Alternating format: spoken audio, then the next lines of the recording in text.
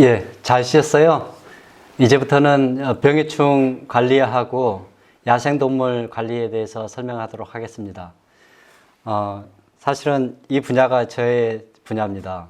제가 연구를 주로 이제 많이 해오던 분야고, 그래서 아마도 여러분이 저의 강의라든가 밴드를 통해서 저하고 많이 접해보지 않으신 분 같은 경우는 제가 지금 설명하고 있는 부분에 대해서 낯설고 이해하기도 힘들지도 모릅니다.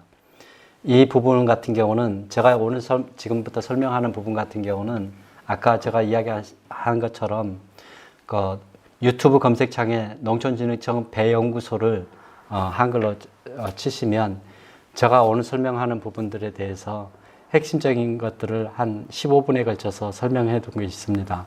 그걸 보시고 반복적으로 들으시다 보면 어느 순간에 그래도 살균제를 뿌리시고 또 약제 살포를 하는 데 있어 가지고 기본적인 그 원칙을 알 수 있을 겁니다.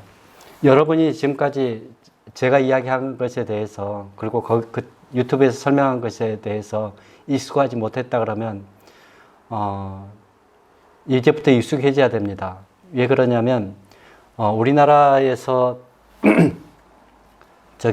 익숙하지 않을 뿐이지 전 세계적으로 제가 설명한 기준을 가지고 약제 방제를 하고 있습니다. 그렇기 때문에 이 집중 방제 체계, 특히 이제 배 같은 경우는 검은별무늬병이나 붉은별무늬병 같은 경우는 한 시기에 나와서 기상 조건이 아주 나빴을 경우에는 기존에 우리가 생각한 대로 10일 간격 내지는 일주일 간격으로 주기적으로 약제 살포를 했을 경우에는 방제 효과가 들쑥날쑥합니다. 어쩔 때는 방제가 효과가 아주 좋다가 피해도 없다가 어떨 때는 완전히 그냥 흑성병이 싹 쓸어버리는 그런 상황이 벌어지면 우리로서는 굉장히 경제적으로 심각한 타격을 받게 됩니다. 그래서 비가 많고 감염 위험이 굉장히 높을 경우에는 집중 방제를 하는 방식대로 해야 됩니다. 그때는 시기가 중요해요. 언제 약제를 살포를 해야 되는지 그걸 알려고 그러면 그 시기를 알려고 그러면 병 같은 경우는 감염 시기를 알아야 돼요. 언제 감염이 되느냐, 언제 감염 위험이 있느냐, 그때에 맞춰갖고 약을 살포하는 게 중요하고요. 그 다음에 약을 살포 시간만 알아서는 안 돼요. 그 시간이 약제마다 약제 살포 시간이 있어요. 그리고 약제마다 치료할 수 있는 한계 기간이 있어요. 우리는 지금까지 그에 익숙하지 못합니다. 근데 이런 부분들은 전 세계적으로 다 모든 나라가 선진 나라 농업국들은 이런 부분에 대해서 철저하게 알고 있고 여기에 지침에 따라서 방제를 하고 있습니다. 그래서 여러분이 이런 부분에 대해서 익숙하지 못했다 그러면 이제부터 꾸준하게 반복적으로 들으시고 이 부분에 좀 익숙하게 하신다 그러면 약제를 선택하는 데 있어서 또 약제를 지금 안 해도 되는지 안 해도 될 때 약을 뿌려버릴 경우도 있거든요. 그래서 여러분이 주인이에요. 그리고 여러분이 과수원을 운영하는 경영자입니다. 그렇기 때문에 투자를 해야 되는 상황에서 여러분이 엄한 데다가 투자를 안 해도 될 부분에다가 돈을 뿌리거나 그런 일이 없도록 했으면 좋겠습니다. 다음으로는 병해충 관리에 대해서 설명하도록 하겠습니다. 큰 그림으로서 이제 제가 설명을 해드리겠는데요. 병해충 관리는 우리가 기본적으로는 될 집은 끝까지 잘 됩니다. 그러니까 농사를 잘 지으신 분은 열매도 잘 달리고 그 다음에 일하기도 편하고 병해충도 방제도 똑같은 농약을 썼는데도 방제 효과가 좋아요. 그건 뭐냐면 바로 이런 재배적인 관리가 어느 정도 틀이 잡혀서 수세가 안정이 된 상황이 됩니다. 그래서 이제 시비라든가 배수라든가 수관이 너무 복잡하지 않도록 그래서 이제 통광이라든가 빛이 잘 들어오고 바람이 잘 통하는 그런 상황이 된다 그러면 작업하기도 편하고 과실도 맛있고 안정적인 착과를 유지할 수 있죠. 그 다음부터는 이제 병해충 개념인데요. 병해충은 초기의 밀도를 굉장히 떨어뜨리면 이후에 방제 효과가 굉장히 좋아집니다. 그래서 초기 밀도를 낮추려고 그런다면 겨울을 어떻게 지내는가, 그리고 병해충에 가장 방제에 있어가지고 해충 같은 경우는 언제 약을 맞으면 부착을 하게 되면 충체가 부착을 하게 되면 또 충체가 저기 그 약을 영향을 받으면 가장 먼저 잘 죽을 수 있는가 가장 예민한 민감한 때 그때를 선택을 해서 약제 살포를 하시는 것이 핵심입니다. 그리고 이제 농약을 작물 보호제 입장에서 본다 그러면 약제를 잘 부착할 수 있도록 방제 장비 그래서 노즐을 될 수 있으면 0.8mm에서 1mm 정도의 작은 노즐을 써서 입자를 작게 만들어서 넓게 들어가게끔 하고 그 다음에 그 양양 자체를 우리는 지금 맞아가지고 약이 부착이 돼서 약간 흐를 정도 바로 좀 흐를 정도의 그런 수준을 원하는 방지 전략을 쓰고 있거든요. 근데 약 자체조차도 맞지 않은 경우가 많아요. 왜 그러겠습니까? 봉지를 씌우고 또 신초가 많이 이렇게 난립해 있으면 약이 안 들어가게 됩니다. 그래서 이제 그런 것 같은 경우는 방지하기 위해서 재배에서 통풍이 될 수 있도록 측지라든가 그것을 배치 간격이 일정하게 햇빛이 잘 들어가고 또 약액이 잘 닿을 수 있도록 배치를 하는 것이 굉장히 중요합니다. 그리고 이제 바람이 너무 많이 불게 되면 바람으로 인해서 약이 퍼져가거나 그런 것들이 퍼져가는 면적이 더 넓어집니다. 그러다 보면 전체적으로 약이 수체에 닿아야 되는데 그리고 나무에 달라붙어야 되는데 바람에 의해서 비산되는 것들이 많아집니다. 그래서 그런 부분들에 바람이 너무 세지 않게끔 않을 때 살포하는 거. 그 다음에 또 하나는 가장 중요한 것은 우리가 보통 수화제라고 쓰고 있는 가루약으로 되어 있는 그런 약재들 같은 경우는 그런 약재들만 사용해서 약을 뿌릴 경우에는 반드시 전착제를 사용을 해가지고 약재가 부착 면적이 넓어지고 잘 달라붙을 수 있고 유해 성분이 잘 퍼질 수 있도록 하시는 것이 굉장히 중요합니다. 여기서 지금 말씀드린 것처럼 언제 방제를 할 것인가 그리고 어떻게 약재를 선택할 것인가가 나옵니다. 이걸 알아야 되는데 병 같은 경우는 비가 없으면 감염이 없습니다. 다시 말해서 10일 간격으로 내가 10일 전에 뿌렸다고 해서 비도 없는데 약을 뿌릴 필요가 전혀 없다는 겁니다. 가물 때는 약을 아주 안 뿌려도 돼요. 한마디로 말해서요.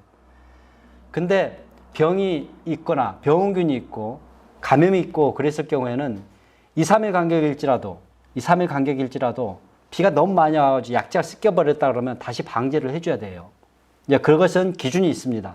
그 기준은 바로 그 온도, 그 다음에 강수량이 얼마만큼 왔느냐, 그 다음에 온도가 그 당시에 얼마 정도 온도가 됐느냐, 그리고 비가 오다가 말다가 하는 것이 아니라 왕창 한꺼번에 왔든지 아니면 조금씩 해가지고 한 3, 4일 정도 계속 와버렸든지 사실은 그 동일한 양이 30mm 동일하게 왔다 하더라도 30mm 정도 동일하게 3, 4일에 걸쳐서 왔다 하더라도 1시간에 걸쳐서 30mm가 왔다 그런다면 사실 병 관리 측면에서는 1시간에 걸쳐서 온 것이 훨씬 유리합니다. 3, 4일에 걸쳐서 비가 계속 주룩주룩 오다 말고 그러면 지속적인 감염이 이루어지고 병 발생할 수 있는 요인이 굉장히 많아지기 때문에 그때는 굉장히 신경을 써서 방지를 해야 할 조건이 됩니다. 그럴 때에 우리가 놓쳐버리면 병 발생이 왕창 번지게 되는 그런 상황이 벌어집니다. 벌레 같은 경우는, 해충 같은 경우는 약재에 가장 취약한 해충의 발육 시기를 아셔야 돼요.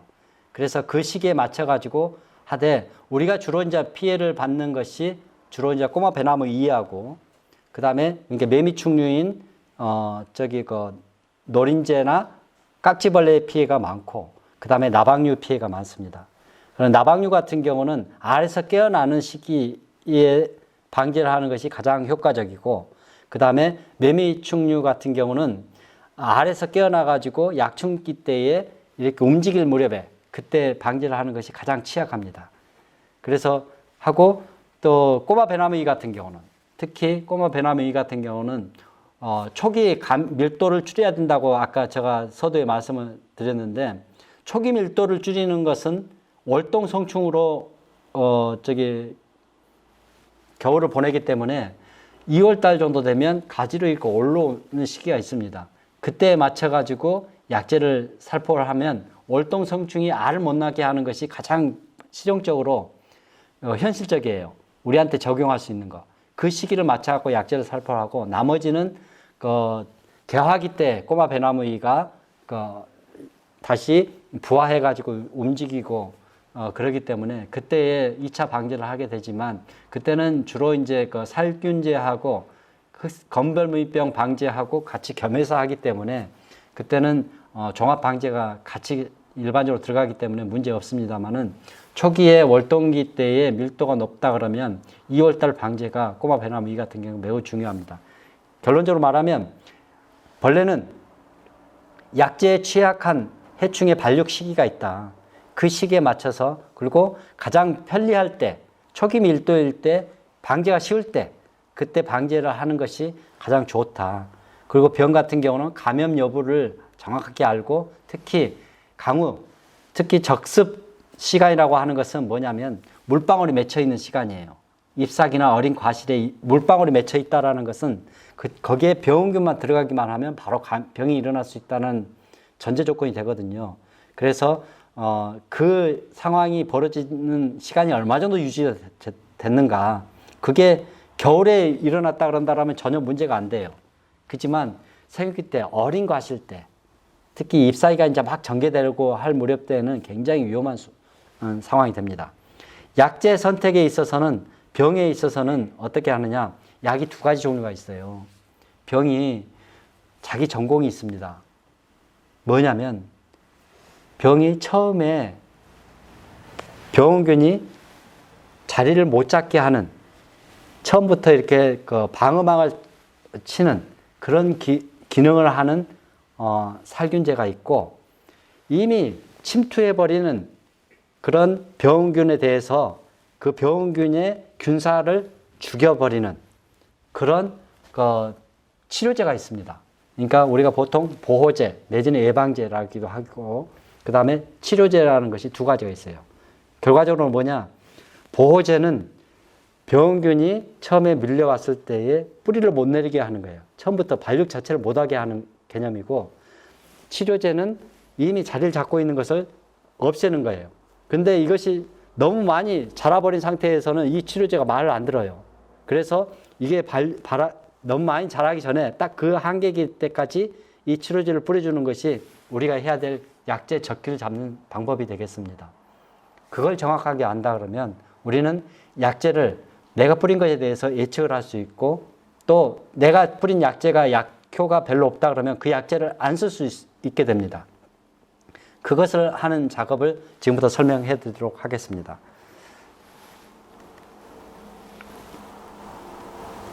자, 제가 이제 지금부터 이제 그 살균제를 이야기를 할 때 또 살충제를 이야기할 때 숫자를 많이 이야기를 할 겁니다. 여기 살균제를 보시면 여기 끝털이에 이거 살균제 이름이 써졌고 여 밑에 이렇게 4일이라고 써진 것들이 있습니다. 뭐 다 2도 되고 다 3번이라고 써졌고 내지는 뭐 4일 더하기 다 3번으로 이렇게 돼 있는 경우도 있을 겁니다. 이것이 뭐 작용 코드라고 하는데 보통 살균제가 균체에 그 병원균에 들어가서 어느 부분을 공격해서 병원균을 불활성화시킬 것인가, 작동을 못하게 할 것인가, 병을 못 일으키게 할 것인가, 병원균을 어디를 공격할 것인가, 그 작용점에 따라서 이것을 구분을 해놨어요. 그래서 이제 이것이 이제 이 정보가 매우 중요합니다. 이걸 하고 살충제 같은 경우를 보세요. 4A 더하기 18로 되어 있습니다. 이거 같은 경우는 작용 기작이 4A라는 것과 18이라는 작용 기작이 있는 것을 두 개를 혼합제로 이렇게 했다는 거예요. 그 다음에 이제 살충제 여기 보시면 여기처럼 이렇게 돼 있죠. 이런 부분들에 대해서 여러분이 익숙해져야지만 앞으로 이야기하는 것에 대해서 판단을 할 수 있습니다. 자, 여기서 먼저 뭐 살충제하고 살균제하고 이제 동일한 느낌인데요. 자, 작물 보호제를 어떻게 살포할까? 보통 이제 우리가 약을 뿌릴 경우에 내가 지금 위험에 대응을 해야 되는 병과 해충에 대해서 정확하게 알아야 돼요. 없는 가운데서 없는 적을 향해서 무조건 총을 쏴버리면 안 되거든요. 농약도 마찬가지입니다. 그래서 우리 눈에는 안 보이지만 이게 감염 위험이 있다라고 생각했을 때는 약을 뿌리는 거고요. 그게 바로 이제 병의 이야기라 그러면 해충 같은 경우에 철저하게 눈으로 확인할 수 있는 겁니다. 그래서 눈으로 확인하고서 그 밀도가 이제 초반기다 아니면 이미 만연해 버렸다. 거기에 따라서 전략을 바꿔줘야 돼요. 이제 그런 것을 기억을 하셔야 됩니다. 그래서 만약에 병과 해충이 같이 문제가 되고 그것을 방제를 해야 되겠다 그런다면 살균제하고 살충제를 혼용하는 거고, 만약에 살충제하고 살균제가 의미가 없다 그런다면 두 개 다 의미가 없다고 안 하면 되는 거고, 살충제가 필요 없다 그런다면 살균제 하나만 하시면 되는 겁니다. 대신 살균제도 그 효과를 잘 발휘하기 위해서는 때로는 단제로 사용하면 좋지만 때로는 혼합제로도 사용할 수가 있습니다. 그것을 혼합제로 사용하는 방법은 우리 방제기 한 통에다 보통 한 봉의 약재를 집어넣는다 그런다면 그걸 이제 한 가지 살균제를 사용할 때 한 봉을 넣는다고 생각을 해봐요. 그 방제 물을 받아놓고 이 한 봉 집어넣을 양을, 그러면 다른 약재를 섞을 때도 동일하게 한 봉을 집어넣어서 이렇게 하는 것을 우리는 탱크 혼합이라고 합니다. 물탱크 하나에다가 두 개의 약재를 동일하게 넣어서 이렇게 혼합을 하는 거예요. 근데 무조건 섞으면 되겠어요? 아닙니다. 이 혼용이 되는 걸 섞어야 됩니다. 그 다음에 이것을 아예 두 개의 약재가 상호 이렇게 작용을 해서 방제 효과가 필드에서 잘 나온다고 검증이 된 것들을 섞어놨어요, 미리. 대신 양량은 좀 줄어듭니다. 줄어들게끔 해서 이게 두 개를 섞어놨어요. 그게 바로 혼합제입니다.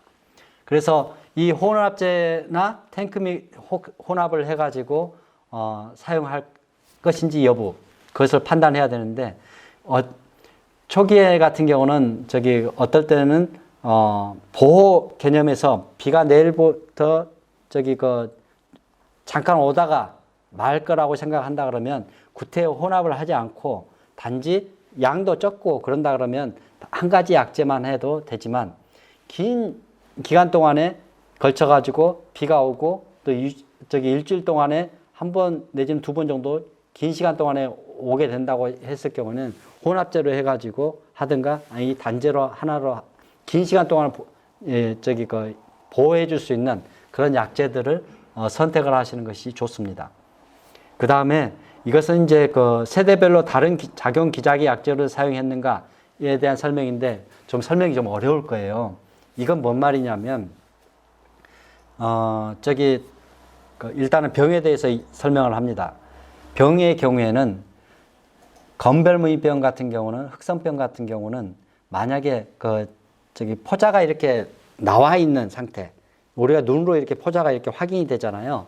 그렇게 될 경우에는 그 포자에 나와 있는 상태에서는 다 3번과 다 1번을 사용을 해보면 약재 저항성이 많이 생겨버릴 가능성이 높습니다.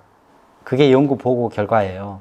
그래서 그렇게 사용하지 마시고, 그럴 경우에는 포자가 우리 눈에 보일 경우에는 주로 보호살균제 위주로, 그러니까 다 3번과 1번이 없는 보호살균제 위주로 약재를 살포하시는 것이 현명한 판단입니다. 그리고 이제 세대별이라는 것은 뭐냐면, 우리가 아버지 세대가 있고 아들 세대가 있고 손자 세대가 있다는 거잖아요.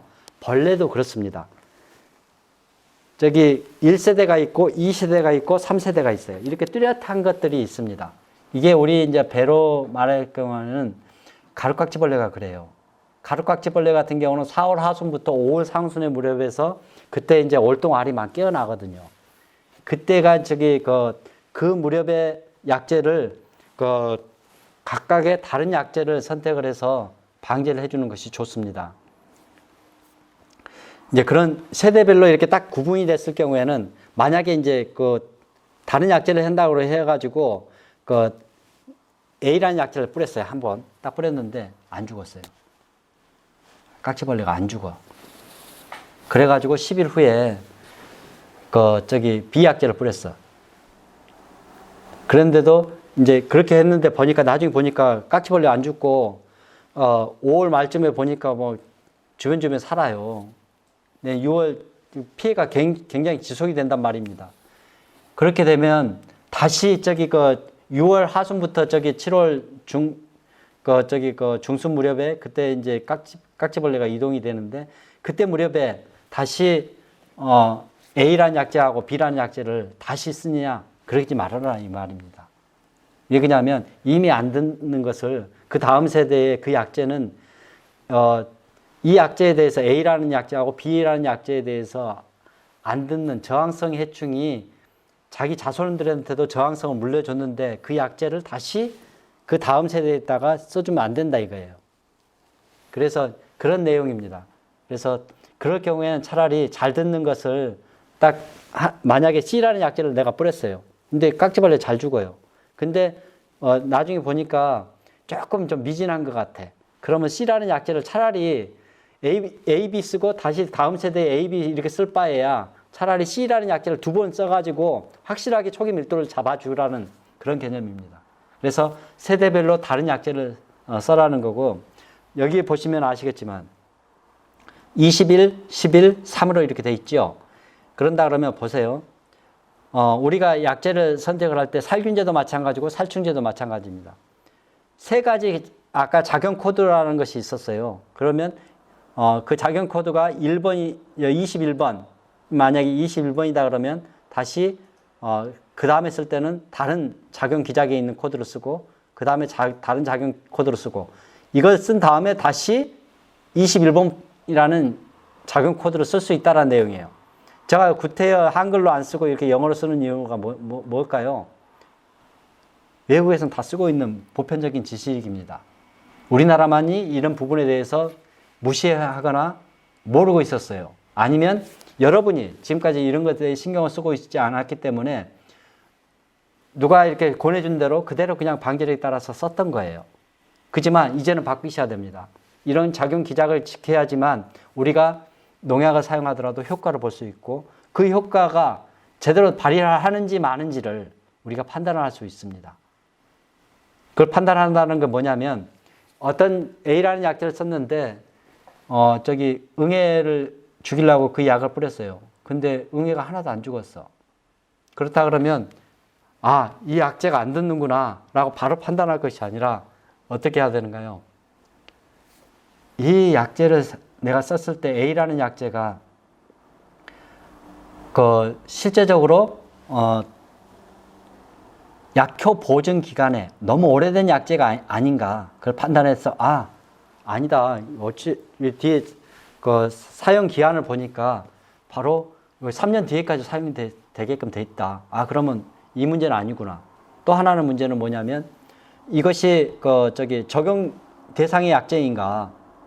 가루깍지벌레에 대한 것을 뿌리려고 했다 그러면 꼬마 배나무 이를 죽이려고 했다 그런다면 정말 적용 약제인가를 그걸 확인을 해야 되고 또 하나는 뭐냐면 지금 이것을 사용했을 때에 내가 물량을 충분하게 했던가 물량을 그러니까 보통 300평에 소요되는 물량을 보게 되면 생육 초기에는 한 200리터 정도 들어가고 생육 중기 후반에는 250 정도 들어가야 되는데 보통 농가에서는 보통 150에서 200 정도로 보통 사용량의 한 3분의 2 정도 뿌리거나 절반 정도밖에 안 뿌리는 경우가 많거든요. 왜 그러냐면 노즐 크기도 크게 해버리고 쑥 지나가 버린 노즐 크기가 커버리면 방제 시간이 굉장히 짧아지거든요. 그래서 그러다 보니까 또 누구한테 부탁해서 하다 보면 그 노즐 크기도 정하지 않고 양량도 정하지 않으면 충분하게 양량이 부착하기가 힘들게 됩니다. 이제 그런 부분들에 대해서도 문제가 없는가 한번 판단해보고 그럼에도 불구하고 이게 응애가 안 죽었다. 그런다 그러면 결국은 약제 저항성에 대한 의심을 해봐야 됩니다. 살균제도 마찬가지입니다. 살균제는 어떤가요? 내가 이제 오늘 약을 뿌려서 내일 비가 온다 해서 오늘 약을 뿌렸어요. 약을 뿌렸는데 비가 이제 사실대로 예상대로 내일 왔어요. 비가 왔어. 그런다 그러면 어떻게 한가요? 내일 비가 왔으면 그때 만약에 이 약제가 약이 안 들었다고 그러거나 약효가 없다 그런다면 그 효과는 언제 확인이 됐냐면 보름에서 20일 후에 확인이 됩니다. 그러니까 어제 병에 걸린 것은 우리 눈에 안 보여줘요. 이 곰팡이가 너무 작기 때문에. 근데 우리 눈에 이렇게 그 수검댕이가 이렇게 만져지거나 보여지는 그때는 바로 20일이나 15일, 보름이나 지나서야 그것을 확인할 수 있단 말입니다. 그래서 그런다 그러면 오늘 갑자기 가보니까 가손에 건별무인병이 왕창 많이 돌아버렸어요. 초기 막 발생 초기예요. 근데 너무나 많이 찍혀버린 거예요. 그러면 여기에 대한 원인은 언제 분석을 해야 되냐면 보름 전 내지는 20일 전으로 넘어가야 돼요. 그 약제에 대해서 보고 요때 내가 약효 유효 기간이 정확하게 지켜진 시간에 약제를 선택해서 내가 뿌렸던가 첫 번째. 그 다음에 그 약제 양량이 정확하게 생초기 같은 경우에 200, 300평에 200 정도 아니면 생중후기에 되면 250에서 300 정도로 해서 충분하게 물량이 들어갈 수 있겠는가. 내지는 아까 제가 말씀드린 것처럼 노즐이라든가 방제기에 어느 쪽이 막혀가지고 그쪽에는 약이 안 들어가게 돼버렸지 않았던가. 방제기 점검 문제. 그 다음에 이제 이전에 내가 약효가 있는지 없는지를 전혀 확인을 안 하고 한 게 아닌가. 그게 바로 약제 저항성 문제거든요. 예전에 약효가 없었는데 지금도 약효가 없는 거 써버렸네? 그렇게 할 수도 있거든요. 그럼 그게 바로 약제 저항성 문제고, 그 다음에 비가 오기 전에 내가 뿌렸다 그러면, 비가 온 다음에 뿌렸다 그런다면 그 시기가 적정을 했던가, 그걸 판단을 해야 됩니다. 그래서 이제 그 약제별로 어떤 약제를 선택하고 어떤 시기까지 약제를 뿌려야 되는지 그거에 대해서 설명을 하도록 하겠습니다. 자, 여러분 살균제에 보면 카라고 되어 있는 약제가 있습니다. 여기 우리가 보통 이제 카라는 살균제는 카라고 되어 있는 카 2번부터 8번까지 이렇게 쭈루룩 있는 약제가 있는데, 그 약제를 보게 되면 그 약제들은 절대 침투가 되지 않습니다. 조직 내로. 가에 이렇게 페인트하고 거의 비슷해요. 밖에 발라놓으면 그대로 있는 거예요. 밖에만 말라 있는 거예요. 그러다가 비가 오면 이게 비에 의해서 유효 성분이 약간 이제 쓸려 내려가고 다시 재분배가 되고, 그러니까 계속 농도가 낮아지죠. 옅어지죠. 그러다가 비가 많이 와버리거나 아니면 비가 안 오는데 백설공주가 이렇게 헐크로 돼버릴 경우, 이렇게 몸이 서너 배로 커져버릴 경우, 이런 경우가 어떻게 되는 건가요? 바로 신초가 어릴 때는 엄청 크잖아요. 일주일 사이에 지 몸의 두 배 정도 이상을 커버리는 정도가 되거든요. 그렇게 돼버리면 헐크로 변하는 거예요. 그러면 보호막 자체가 다 깨져버리는 거예요. 그게 바로 카의 속성입니다. 살균제 카의 속성. 그래서 비가 안 와도 깨지는 이런 것을 기억을 하고 있어야 됩니다. 우리가 가장 많이 쓰고 유용하게 쓰는 것이 바로 카고, 또 살충제도 마찬가지입니다. 살충제도 우리가 약제 저항성만 안 생긴다 그러면 아주 저렴한 약제를 앞으로도 10년 동안 계속 쓸 수가 있어요. 등록된 약제라 그런다면. 그래서 요즘에 나오는 새로운 약제도 있지만 기존에 있는 약제를 오래 쓸 수 있는 방법을 하려고 그러면 항상 저항성을 생각을 해야 돼요. 그래서 이 카군 같은 경우는, 이 카는 기본적으로 살균제에 있어서 카는 약제 저항성이 거의 희박합니다. 이게 언제 뿌려도 이 약제는 그 약효를 반드시 효과적으로 발휘를 합니다. 대신 비가 오기 전에 뿌려줘야 돼요. 그래서 병균이 오기 전에 미리 애들이 자기를 못 잡게끔 만들어주는 게 카거든요. 그래서 항상 카를 잘 쓰는 것이 중요합니다. 이게 이제 디그리 아워라는 개념에서 하는데, 이것은 뭔 말이냐면, 이게 포도에서 내용인데요. 시간별로 온도를 다 더하는 거예요. 벌레 같은 경우는 하루 단위로 이렇게 온도를 더해서 이렇게 계산을 하지만, 병은 순간순간 얘가 진전이 빠르기 때문에 1시간 단위로 이렇게 계산을 해야 돼요. 굉장히 그러니까 빠른 대처가 필요합니다. 그래서 디그리 아워라는 개념을 쓰는데, 예전에는 포도 녹음병 같은 경우는 비가 10mm 오고 온도가 10도 이상 되고 지속 기간이 입에 젖어 있는 물방울이 지속 시간이 24시간 정도 이상이 돼버리면 이건 완전하게 감염이 돼버린다. 그렇게 판단을 했었어요. 예전에 이제 농사를 잘 지신 분들은 이렇게 판단을 했다고. 이것이 바로 이제 과학화된 겁니다. 이게 바로 DH 개념이에요.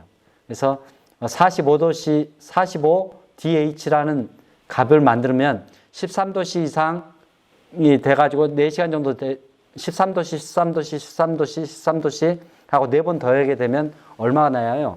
52가 되잖아요. 그렇게 돼버리면 감염이 된다는 거예요. 그래서 이제 45라는 개념이 그런 식으로 나온 겁니다.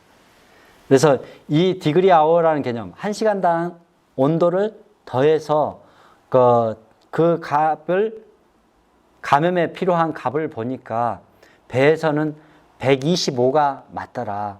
320 정도 돼버리면 감염이 완전히 심하게 걸려버리더라. 그런 내용이 여기서 확인이 된 겁니다. 이게 공통적으로 우리 배 병원균에 속하는 벤츄리아 속에서 일반적으로 하고 있고, 유럽에서도 이 기준에 따라서 서양배든 사과든 전부 다 건별무인병을 방지를 하고 있어요. 우리 배에서도 벤츄리아입니다. 그래서 여기 이 기준에 맞춰가지고 살포를 하면 약재를 많이 절약할 수 있고, 그래도 표준을 삼고 나갈 수 있는 기준이 될 수 있습니다. 이제 이런 내용은 지금 여기는 프랑스에 있는, 벨기에에 있는 그 왈로니 연구소에서 만든 책입니다. 그 책에 보면 59쪽에 보게 되면 이런 그림이 있습니다. 이런 그림이 바로 다 DH 개념을 반영을 하고 있는 그림이 되겠습니다. 그래서 그 DH 개념은 이따가 좀 더 여러분한테는 그 DH 개념보다는 날짜, 몇 시간 개념으로 해가지고 크게 우리가 대충 알 수 있는 방법이 있잖아요. 그 방법을 제가 알려드릴게요. 자, 보세요. 감염 조건은 우리가 배 같은 경우는 개화기 눈이 밀고 나올 때, 그리고 그 인편이 이렇게 떨어지잖아요. 꽃눈이 있으면 꽃눈을 뒤집어 싸고 있는 이게 껍질이 있어요. 이게 떨어지는 순간부터 우리 배의 건별무병은 병원균 움직이기 시작합니다. 그때부터 생각을 한번 해보세요. 크게 생각하면 그때부터 비가 온다 그래가지고 비가 와가지고 10시간 정도 유지가 된다 그러면 위험하다 라고 판단하시면 거의 비슷합니다. 거의 맞출 수가 있어요. 그래서 이제 이런 것들은 이제 더 정확하게 DH 개념으로 하는데, 이 부분 생각은 단지 10시간 정도만 되면 감염이 일어날 수 있는 요건이 되는구나, 참 위험하겠구나, 그렇게 생각하시면 돼요. 그 다음에 비가 올 때부터 치료 효과는, 약제는 비가 올 때부터, 처음 올 때부터 시작을 해갖고 빠르게는 이틀, 늦게는 4일 안에 약을 뿌려줘야 되는구나. 최대한 비가 온 다음부터는, 비 오기 전에 약을 안 뿌렸다 그러면 비 온 다음에는 약을 최대한 비 온 시작 전부터 해가지고 이틀 안에, 내지는 최대한 빨리 약을 뿌려줘야 되는구나. 그렇게 생각하시면 치료 효과는 아주 정확하게 이해를 하고 계시는 겁니다. 아까 약제 저항성 문제는 이건 살균제고, 이 숫자로 이렇게 돼 있는 것은 살충제입니다. 그래서 살균제는 만약에 내가 다 2를 쓰고 싶다 그러면 다시 다 2를 쓸 경우에는 가운데 다른 작용 기작을 2개를 끼워 넣어야 된다는 내용이 되겠습니다. 자, 여기서 이제 우리가 생각할 것은 약제 저항성인 칸은 없다라는 거, 그리고 약제 저항성의 측면에 있어서 정량적인 게 있고 정성적인 게 있다는 겁니다. 정량적인 약제 저항성은 뭐냐면, 여기 약을 한 통에 한 봉 써야 될 부분을 약이 안 들으면, 약제 저항성이 생길 경우에는 안 들었다 그러면 약을 2봉 쓰면 돼요. 약이 들어요. 배량으로. 근데 그걸 뺀 나머지 나다라 같은 경우는 여러분께서 배 가손을 운영하실 때에 이 약제는 한 봉으로 안 되면 2봉을 쓰든 3봉을 쓰든 잘 안 들어요. 이걸 정성적인 약제 저항성이라고 그럽니다. 그러니까 여러분이 의미 없이 독하게 약을 뿌린다고 해서, 너무 진하게 뿌린다고 하는 것은 그 약제를 보시고, 만약에 살아난다라면 그건 말이 일리가 있어요. 근데 우리는 될 수 있으면 동일한 약제를 쓰고도 충분한 효과를 보기 위해서 농사를 짓는 거잖아요. 약제도 그렇게 돈을 1.5배를 더 투자를 하고서 할 필요는 없는 상황입니다. 그래서 그런 경우에는 될 수 있으면 약제 저항성 관리를 잘하게 되면 이렇게 두 번 쓸 일 없이 한 번만 써도 되게끔 우리가 관리를 잘 하자라는 개념이 되겠습니다. 여기 보세요. 카 이렇게 카 3이 되고 다시 카 3 이렇게 연속 써도 된다고 이렇게 된 것은 뭐냐면 뭐 안전 사용 기준은 일단 지켜야 돼요. 1년에 사용할 수 있는 게 5회 이내면 5회 지켜야 되고, 그 다음에 수확기로부터 며칠 이전에 뿌려야 된다면 그것은 반드시 지켜야 되는 부분입니다. 제가 이제 예시로 든 겁니다. 이것은 카는 약제 저항성이 전체적으로 없기 때문에 카 3번을 다시 가운데 카 7번을 쓰고 다시 카 3을 쓰더라도 전혀 문제가 없다라는 것을 제가 말씀을 드리고 싶어서 이거 쓴 겁니다. 이렇게 폭탄이 터진 것처럼 되어 있는 것은 여기 다 2번 쓰고 다시 다 2번을 4, 1번하고 이렇게 번갈아 가면서 써라 그러니까 두 번 이렇게 하나 이렇게 가운데를 다른 약재로 넣고 그 다음에 다시 다 2번을 썼다 그러면 그건 안 된다는 말이 되겠습니다. 살충제도 마찬가지고요. 자, 그러면 살균제 약제 저항성이 어떻게 발현을 하는가? 참 이것은 이제 병원균이 어떻게 우리가 농약을 주게 되면 병원균은 자기가 살라고 자기 후대도 살라고 이렇게 빠르게 배출하거나 작용점의 구조를 변하게 한다든가 느리게 흡수하거나 이런 기작을 써가지고 자기 살 궁리를 해요. 그게 바로 약제 저항성이거든요. 그 후대는 그 약제가 오더라도 견딜 수가 있는 겁니다. 이런 것이 일어나지 않도록 하는 것이, 이런 전략을 곰팡이가 못하도록 하는 것이 바로 우리가 해야 될 부분입니다. 그래서 약제 저항성은 기준은 딱 그 원칙만 아까처럼 두 개의 한 약제를 다 2번을 이렇게 작용 코드를 쓰려고 그러면 다시 똑같이 쓰려고 그런다면 가운데 다른 것을 작용 기작을 두 개를 끼워 넣어주는가. 그렇게 이 순서만 지켜주시면 이런 문제는 다 해결이 됩니다. 살충제도 마찬가지입니다. 이제 그런 느낌으로 하시고, 특히 이제 살충제 같은 경우는 뭐냐면 노린제 같은 경우는 굉장히 빨라요. 그래서 약을 뿌리면 순간에 어디서 다 도망가 버리거든요. 그래서 노린제 같은 경우는 방제가 참 어려운 점도 있지만 다른 약제 같은 경우는 다른 해충 같은 경우는 이런 규칙을 잘 지키셔가지고 이동성이 그다지 멀지 않기 때문에 이것을 반드시 따라야 됩니다. 저항성 수준이 최근에 굉장히 많이 늘어났다는 것을 말을 하고요. 한 세대에 이런 분들은 없겠죠. 같은 작용 기작의 약제를 계속 같게 이렇게 뿌려버리는 경우, 이런 것은 정말 안 되는 겁니다.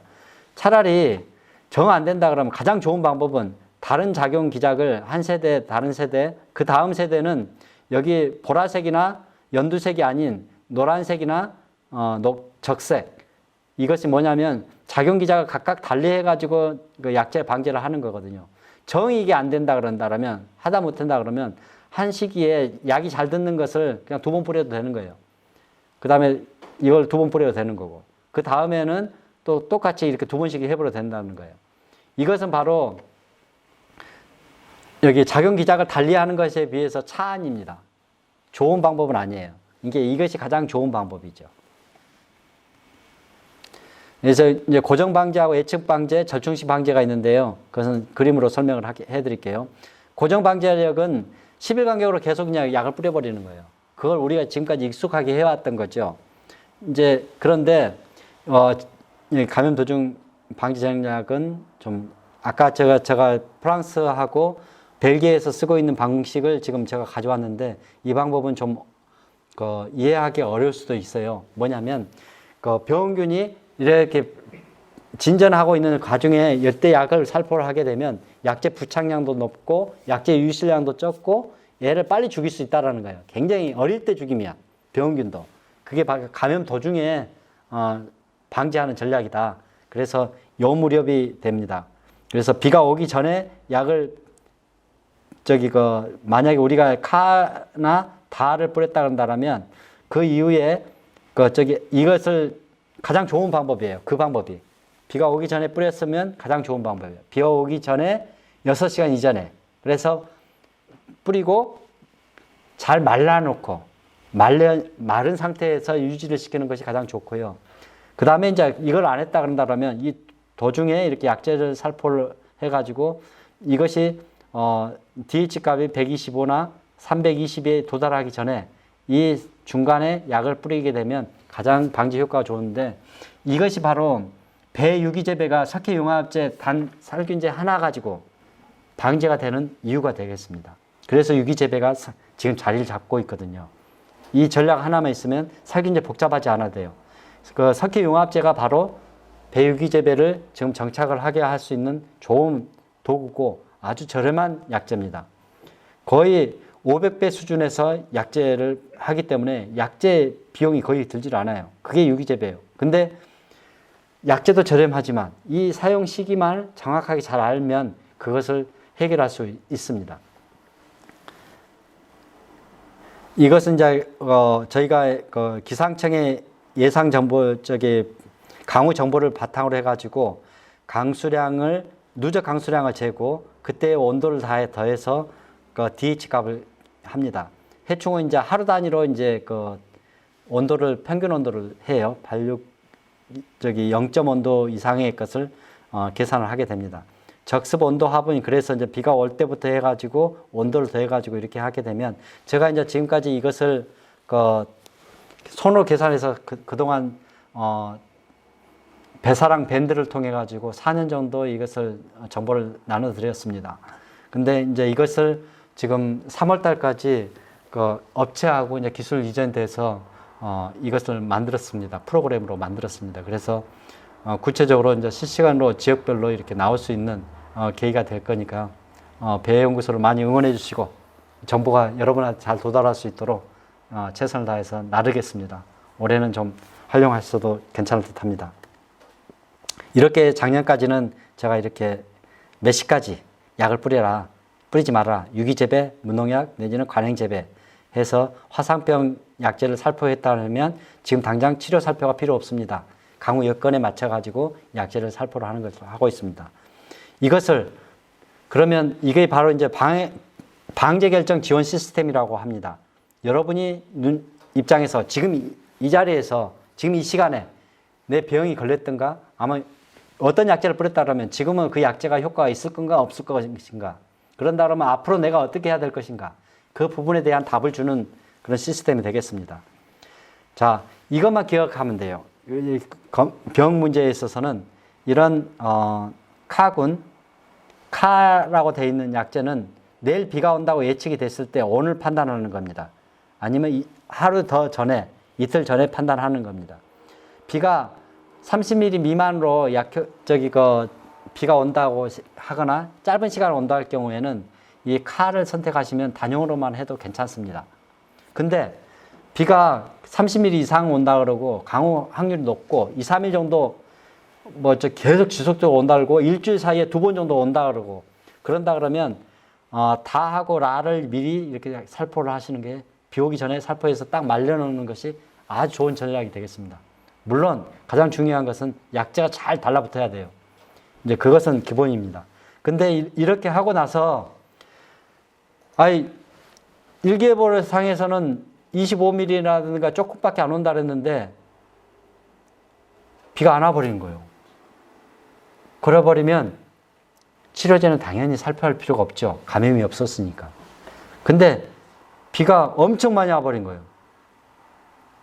30mm 이상이 와가지고 한 50mm 와가지고 이틀 정도 지속이 돼버린 거예요. 그러면 어떻게 돼요? 30mm 이상 돼버리면 이 카에 대한 약제가 거의 다 씻겨 내려가가지고 유효 성분이 없어요. 보호해줄 것이 없어요. 그럼 어떻게 해야 돼요? 치료를 해줘야죠. 그러면 이게 나다라 사군에 있는 치료제를 선택을 해서 이 약제를 살포를 하면 돼요. 그러면 언제까지 살포를 하면 된다고요? 이틀에서 처음 비가 오고 나서 이틀에서 4일 이내에 살포를 하시면 되는 거예요. 이게 큰 틀입니다. 이것만 이해를 하시면 우리가 약제를 보완적으로 사용하거나 그냥 주기적으로 10일 간격으로 약제를 안 뿌리더라도 비가 많이 오거나 감염 위험이 높을 때는 2번 더 뿌려서라도 방제를 끝내줘야죠. 이제 그런 전략을 하는 거고, 비가 진짜 길게 온다고 많은 양이 온다고 그런다 그러면 비 오기 전에 약제를 다 라로 선택을 하시는 겁니다. 그렇게 해서 들어가시는 것이 우리가 지금 할 수 있는 방법이 되겠습니다. 이제 약을 전혀 안 뿌렸다 그러면 비 오기 전에 그냥 모르고 비 안 온다는데 갑자기 비가 와버렸어요. 그랬을 경우에는 나다라 사를 선택하는데 현재 배 농가의 경우에는 나에 있는 약재를 써서는 안 됩니다. 왜 그러냐면 저항성이 생겨버렸어요. 아주 저렴한 약재인데 이미 이제 이것이 우리가 쓸 수 없는 약재가 돼버렸습니다. 그래서 배가수원에서는 사용하시면 안 됩니다. 이제 달력형하고 예측형을 이제 이렇게 진짜 사실은 비라는 것은 항상 연결되어 있고 예전에 있는 것하고 지금 오는 거하고 또 앞으로 오는 것을 고민해서 약을 뿌려야 되는 입장이 되거든요. 그래서 비가 계속 이렇게 길게 온다 그러고 일주일 사이에 2번 온다고 예측이 될 경우에는 다라를 이렇게 살포하는 것이 유리합니다. 근데 다라를 뿌렸는데도 불구하고 100ml 이상이 와가지고 계속 지속적으로 됐다 그런다 그러면 이때 치료제를 뿌려주는 것이 좋습니다. 만약에 칼을 뿌렸다 그런다 그러면 빨리 예상하지도 못했는데 이렇게 비가 또 와버렸다 했을 경우에는 이 비 양을 봐가지고 30ml인지 아닌지를 20에서 30ml 전후에 이 간격을 보시고 여러분이 작년에 병 발생이 많았다 그런다면 20ml 룰을 따라야 돼요. 대신 작년에 병 발생이 적었다 그런다면 30ml 룰을 따르시면 됩니다. 또 어린 나무일 경우 30ml 룰을 따르시면 돼요. 그러니까 누적 강수량이 30ml 정도 왔다라도 어린 나무 같은 경우는 재살포를 할 필요가 없는 거죠. 약이 잘 붙었고 그런 경우에. 그리고 이제 약재를 살포하거나 이제 비가 많이 왔을 경우 보완 살포를 하시고 그 다음에 이후에 이제 비가 이렇게 쨍쨍 쬐는 날 같은 경우는 약재 살포를 안 합니다. 근데 이제 다시 비가 온다 할 경우에는 어떻게 하는가요?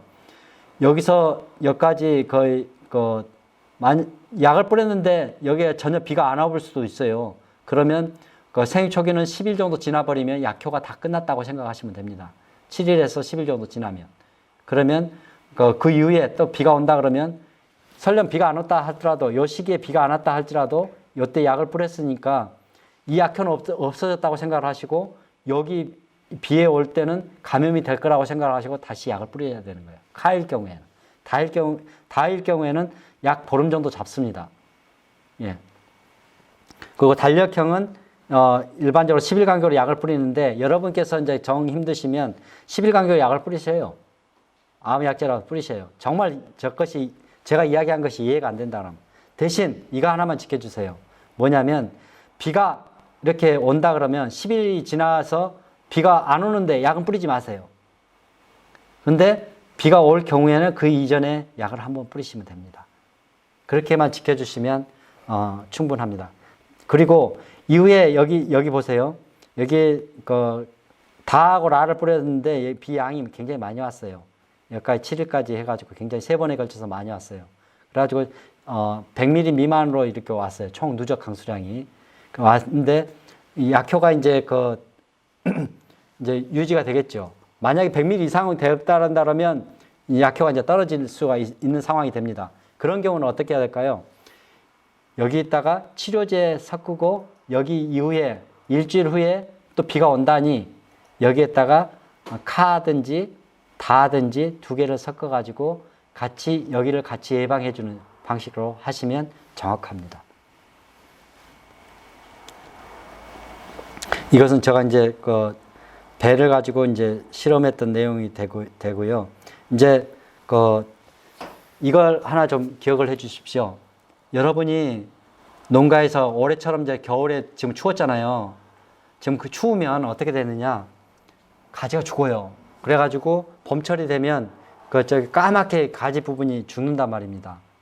줄기가 이렇게 죽어요. 줄 따라서 쭉 이렇게 따라서 죽습니다. 그래가지고 이 가지가 통째로 죽어버릴 수가 있어요. 이게 이제 겨울 못 견디든지 여기처럼 이렇게 배수가 안 되든지 그런 상황이 벌어지게 되면 이 가지 하나가 이렇게 통째로 죽습니다. 근데 여기 상대편 쪽에는 아주 이상하게도 건전한 나무가 이렇게 유지가 돼 있어요. 대신 아주 세력이 좋지는 않아요. 근데 이렇게 건전하게 유지가 돼 있어요. 이런 거 같은 경우는 줄기 마른 병, 동구병입니다. 근데 이런 거 같은 경우는 토양병이 아니니까 개선의 여지가 있어요. 왜? 어떻게? 아까 생리장애를 예방하기 위해서는 물이 잘 빠져야 된다 그랬죠. 이게 바로 이제 기계가 많이 다니는 길에 다밥이 돼가지고 물길이 돼버린 거예요. 물고랑이 돼버린 거예요. 그래서 물이 안 빠지는 거예요. 여기는. 그러면 이것만 배수만 잘 개선을 해줘도 이 나무가 세력을 다시 회복을 합니다. 그래서 그러고 이제 그 나무 자르고 이제 잘 도포 여기 자른 다음에 그 저기 마르기 전에 물기가 마르기 전에 도포제를 잘 발라줘서 여기가 저기 다시 썩어 들어가지 않도록 하는 것이 중요합니다. 근데 나무가 통째로 다 죽어버린 경우가 있어요. 한 부분만 죽는 게 아니라 죽어버린 경우가 있는데 그 중에서 이제 죽어버린 경우에서 흰날개 무늬병이라는 게 있고 여기 보시면 수학기 무렵에 보면 이렇게 보면 그 버섯이 나는 게 있어요. 이게 아밀라리아 뿌리썩은병입니다. 이건 나무를 통째로 다 죽여버려요. 이제 이런 것 같은 경우는 흰날개 무늬병 같은 경우는 여러분께서 이제 그렇게 나무가 통째로 죽어버린 경우 같은 경우는 저기 기술센터나 배연구소에 연락을 하셔가지고 그 진단은 현미경화에서 보면 바로 알 수가 있습니다. 그래서 그 진단을 저희들이 해드리고 서비스를 해드릴 테니까 언제든지 그 시료를 저희들한테 보내주시면 현미경으로 검경해드리겠습니다. 흰날개 무늬병이 나오면 참 골치 아픕니다. 이런 부분들은 좀 시간이 걸리고 아직 저항성 대목이 나오면 제일 좋아요. 근데 대목도 지금 없는 상태고 그래서 지금 저희들이 대목을 개발하고 있고 그 다음에 이렇게 한다고 하더라도 이게 유지가 오래되지 않습니다. 다시 이게 균이 땅속에서 다시 올라오게 됩니다. 올라오게 되면 다시 이렇게 세력이 약해지고 그렇기 때문에 전 세계적으로 이런 흰날개 무늬병 같은 경우는 굉장히 고민이에요. 해충 관리는 제가 딱 여러 가지가 있는데 한 가지만 제가 말씀을 드릴게요. 뭐냐면 유기인계 1B라는 것들을 생육 초기에 많이 써버리면 천적이 다 죽어버립니다. 그리고 그 방아 곤충, 특히 꿀벌 같은 경우는 4A라는 걸 쓰게 되면 굉장히 취약합니다. 이제 이런 부분들에 대해서 초기에 사용하는 것에 대해서 좀 다시 한번 생각을 해서 하실 필요가 있고요. 다시 나머지는 우리 이제 꼬마 배나무 이라든가 가루깍지벌레 같은 경우는 이제 그 피해 부위는 여러분이 잘 아시니까 그리고 걔네들이 멀리 안 도망가거든요. 그 근처에 있으니까 항상 저기 그 가루깍지벌레 같은 게 깍지벌레 피해가 있는 데 같은 경우는 노끈으로 묶어서 표시를 해놨다가 방제를 할 때 더 꼼꼼하게 하고 반드시 그 나무는 거친 껍질을 벗겨서 노출을 시켜줘야지만 알에서 깨어났을 때 약을 뿌리면 잘 맞아 죽습니다. 그리고 나방류 해충 같은 경우는 반드시 페로몬을 달아서 가지고 그 페로몬이 저기 수컷 선충만 잡으면 그 선충이 나오는 시기를 이렇게 알 수가 있어요. 그러면 걔네들이 알을 낳을 수 있는 시기를 예측을 해가지고 그 시기에 맞춰갖고 약을 뿌리는 거거든요. 그래서 페로몬, 성페로몬 트랩을 우리 집이 없다 그러면 그 옆집에 1, 2km 반경 안에 있는 옆집에 있는 정보라도 알아서 그 정보를 반응을 보시고 그것도 힘들시다 그런다 그러면 국가농작물 병해충 관리 시스템이 있습니다. 그게 농촌진흥청에서 유지하고 있는데 아마 농업기술센터에서도 그것이 그 옆에가 그 배너처럼 해서 확인할 수 있을 겁니다. 아니면 인터넷 검색창에 국가농작물 병해충 관리 시스템 그것을 치셔가지고 들어오시면 그쪽으로 들어와가지고 주생면이면 주생면의 위치를 이렇게 지도를 끌고 들어가면 나방 종류별로 이렇게 걔네들이 나오는 시기가 있거든요. 그걸 확인하시고 방제 시기를 거기에 알려주니까 그에 따라서 처리를 하시면 좋을 듯합니다. 그리고 이제 이것이 살충제에 있어서 가장 신경 쓰면 좋을 건데 우리가 살충제를 약을 뿌리면 그 반응을 봐야 되잖아요. 약효가 좋은지 나쁜지. 근데 보면 1A라고 써진 거, 1B라고 써진 거 이렇게 3, 4, 6, 9, 14, 19, 22, 28번 이런 거 같은 경우는 약효가 엄청 빨라요. 그래서 하루 안에 약을 뿌리고 나서 하루 안에 대부분 약효를 확인할 수가 있습니다. 그래서 여러분이 이 약제를 뿌리다 그러면 약효를 멀리 기다릴 필요 없이 이 시간에 하루 정도나 늦어도 그 다음날 이것을 확인하시면 이 약효가 제대로 됐는지 안 됐는지를 확인할 수 있어요. 그 다음에 10, 15, 16, 18번 같은 경우는 약효가 느립니다. 그래서 이런 것 같은 경우는 5일에서 7일 정도 좀 늦게 좀 더 넉넉하게 기다렸다가 약효가 나온지 안 나오는지 확인하고 이 약효를 확인하는 게 좋아요. 보통 우리는 약을 맞고 나서 약을 살포하고서 벌레가 이렇게 쑥쑥쑥 떨어지면 아주 만족해 합니다. 그게 바로 이제 일본 여기 신경작용에 작용을 하는 것인데, 이런 것들은 대부분의 우리가 오랫동안 잘 써왔어요, 이 약재를.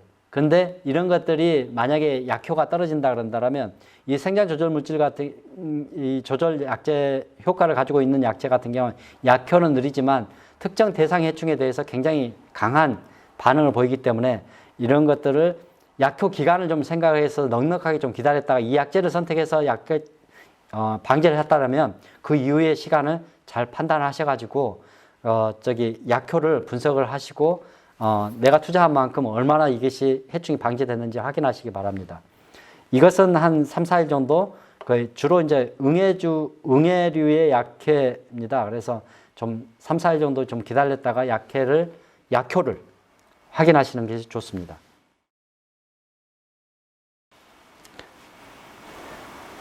나머지 부분은 이제 자료로 이제 가름하고요. 새 피해가 있는데, 이게 이제 물가치고, 까치고, 직박구리. 이게 어치입니다. 이게 산 속에 인접한 것은 어치인데, 우리는 기본적으로 생각할 것은 먼저 잡아야 됩니다. 일정 밀도 이하로 낮춰야 되고, 그 다음에 깊이 자재를 써야 돼요. 쫓는 것을 해야 돼요. 이걸 거꾸로 해버리면 낭패감이 생깁니다. 그래서 먼저 밀도를 우리 눈에 보이는 것이 한 5마리 전후로 이렇게 됐을 경우에는 안전적으로 유지가 됩니다. 까치 같은 경우는 5마리 정도 돼요. 그래서 얘네 까치 같은 경우는 여러분이 봄철 4월 이전에 포획을 하시면 포획 효과가 가장 좋습니다. 이런 트랩을 사용해서 할 경우에는 인근의 반경 2km 반경 안에 1, 2km 반경 안에 있는 그 까치들을 전부 다 잡을 수 있어요. 모아서 할 수 있어서 한 사람만 잘 해주시면 주변에 있는 농가한테도 큰 도움이 될 겁니다. 까치는 무조건 그 동물성 먹이를 해야 돼요. 겨울철엔 또 먹이가 없기 때문에 사료만 줘도 잘 들어옵니다. 물까치와 직박구리 같은 경우는 백화소원에서는 크게 문제가 안 됩니다. 봉지를 씌우고 있으면 크게 문제 안 되고, 까치가 먼저 쪼아놓은 것을 먼저 나중에 가야 하기 때문에 크게 문제는 되지는 않습니다. 멧돼지입니다. 멧돼지는 전체적으로 지금 최근에 굉장히 밀도가 증가하고 있는데, 멧돼지 트랩을 사용을 하실 때 딱 이거 하나만 기억해 주십시오. 포획 트랩을 사용하기 전에 미리 먹이를 줘야 됩니다. 한 10일 정도 계속 먹이를 줘야 돼요. 거기다 트랩을 설치하고 먹이를 주면 절대 안 됩니다. 그거 하나 기억하시고, 두 번째는 수렵인이 주변에서 먹이를 유인을 해놨는데 트랩 주변에 와갖고 총을 못 쏘게 해야 됩니다. 그건 협조관계가 잘 이루어져야 돼요. 그렇게 되면 집단 포획이 가능합니다. 수렵인이 와가지고 총을 쏘아버리면 앞으로 한 10일 정도나 보름 정도는 안 나올 수는 있습니다. 산 넘어가 버리면. 근데 그 이후에 다시 피해가 발생해요. 근데 한두 마리 잡고 끝나요. 근데 여기서 이걸 했을 경우는 유인해가지고 계속 잡을 수 있기 때문에 새끼까지 다 잡을 수가 있습니다.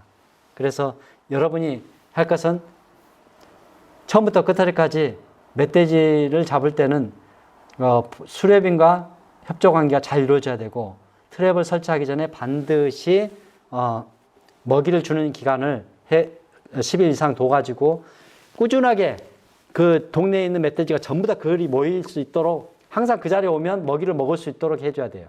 그러려고 그러면 10일 동안은 정말 공을 들여서 갖다 바쳐야 됩니다. 이제 그런 작업들을 하지 않으려 그러면 아예 트랩을 가져다 놓지 마십시오. 그리고 수렵인에게 확실하게 이야기해서 쫓아달라라고 이야기를 하고 기존 방법대로 하시되, 아예 멧돼지 피해를 막고 전체적으로 그 가수뿐만 아니라 논작물이라든가 밭작물을 지키시려고 그러면 그 동네 주민들이 작물을 재배하시는 모든 분들이 협심해서 수렵인과 잘 협력을 해가지고 수렵인이 여기 근처는 교란하지 말고 멧돼지가 저녁에 오더라도 먹이 먹고 갈 수 있도록 며칠 동안만은 참아달라. 그러면 협조관계를 잘 이루시길 바랍니다. 지금까지 저와 3시간 동안 같이 해주셔서 정말 감사드립니다. 그리고 저와 설명이 아마도 좀 미비한 부분들이 있을 거예요. 그래서 저와 미비한 부분들은 유튜브를 통해서 제가 조그만 10분 간격으로 해서 찍어 놓은 것들이 있습니다. 그 부분들을 참고하셔서 반복적으로 들으시고 또 그래도 이해가 안 되는 부분 같은 경우는 네이버 밴드 배사랑방을 들어오셔가지고 사진을 찍어서 올리시면 그 가입하시면 언제든지 저하고 만나서 이야기할 수 있습니다. 지금까지 같이 해주셔서 감사합니다. 마치도록 하겠습니다.